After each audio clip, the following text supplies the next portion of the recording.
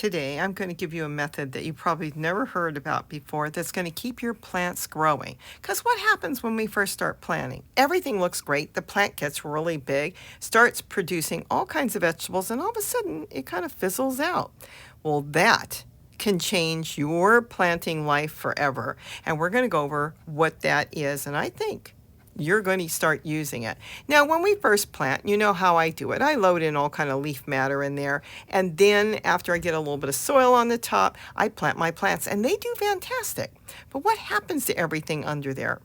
The microbes, the earthworms go in there, and well, they do their job, and you end up with this. Giant leaves, all kinds of vegetables start growing. The plant is producing wonderfully, and you're so excited. Your plants look great. You start producing all kinds of vegetables off of them. It could be peppers, it could be cucumbers, it could be all kinds of things start growing, and you're picking as you need them. Well, that's what we do. We pick as we use. Tomatoes in the night when you think, whoa, we're making dinner, I need a tomato. We pick tons of vegetables, and the plants do wonderfully in that soil. Then they start to slow down, and maybe you're going to dig a hole. You've seen me do that in past videos, and drop in some more leaf matter, kitchen scraps or something. Give it a good push underneath and cover it. But if they're having a different issue, that may not work. It will help feed the plant, but the plant may need more than just food. It may need water. It may need space. Space, you say? How can you give it more space? And this can happen anywhere, whether it's a container and sometimes even in hard-packed ground. We're going to get into that in a second. But then you say, wait a minute, I've seen you tell us pitchers. The pitchers are wonderful. You load that up with leaf matter, and then what happens? It leaches into the soil and feeds your plant. But there's something that doesn't happen with a pitcher that will happen with the container I'm going to show you. 100% different. Because that pitcher is plant food. And even small containers to help your vegetable plants grow, like I do here, if it's not a pitcher, will work too. But it's also not doing what I'm going to show you, which is backwards planting. Now, don't bother looking it up because I'm the only one that calls it that. I don't think anybody even knows what it is. But just putting in leaf matter and all that, oh yeah, that's perfect for plant food. But your plants, especially in the middle of summer and as we're getting further into the season, may need a little bit more than just a pitcher or plant food. So I'm going to show you what you can do with a pot with a big open bottom. There's many ways to do it, so we'll go over a real basic, simple way here. I use a floral pot. You can use any pot and put it into your container. You can do this in the ground too, next to your plant. Now, what you're going to do here is you're going to kind of push the soil over because you want it to kind of go down the container just a little bit. Now, does it have to have a whole bottom open like that? No, but you do want very large holes on the bottom. This one's got a big hole. I figured I'd go with that. Kind of shuffle that soil around. This is a zucchini, by the way, and loosen it up. Now fill this pot up with whatever you've got. You can use leaf matter from around your yard. You can use kitchen scraps. Anything that you have, start loading it in. You're looking at it, and I know you're saying, wait a minute, you do this all the time. Correct, I do this with my containers, but this is a little different. And you'll see as we get to the end, and I'll explain to you more. And then I think a light bulb's going to go off, and you're going to say, oh my goodness, I didn't think about this. This could change my life. This could change my growing season. This could change your plants. This can extend them. It could give them extra water. It can give them more than anything can do, even plant food. You can put all the plant foods you want in with your plants, but if they're lacking one thing, that plant food is not going to help. Oh, you can go in there and butcher up the soil, but that isn't the same thing. We're not trying to disturb the plant. We're trying to give it food like Mother Nature does, along with a little extra space. We're all going back to nature, and it's easy. Now, after you get all your leaf matter and everything in there, top this pot with anything you've got. Use dried leaves, use wood chips, use soil from another container, from the ground, from potting soil, anything. And now that's it. And you're looking at it and go, well, yeah, are we going to plant in it? Nope. We're not going to put a single plant in there. What you see is what you get. Now, what do you think we're going to get out of that? Think. I think some of you are yelling, I know what it is. Now, there is a container growing some garlic chives along with my zucchini. I could pull that out and put the container in there, but since it was doing well and I had space, I put in the flower pot. What we're doing is backwards planting. And what that does is it now is giving that squash plant more room to spread its roots. That's right. The roots are going to go up into that pot. Now, the reason for all the leaves and everything, you could do it with straight potting soil if you wanted, and the same thing will be achieved. But we're going to feed the plant and give it place to put its roots, because this is what's going to keep all the plants growing. As they fizzle out, because they're running out of room, good room for their roots, this is going to give them perfect room for their roots along with food. And I'm going to do it throughout the garden. I've been doing it. I've been doing it for years.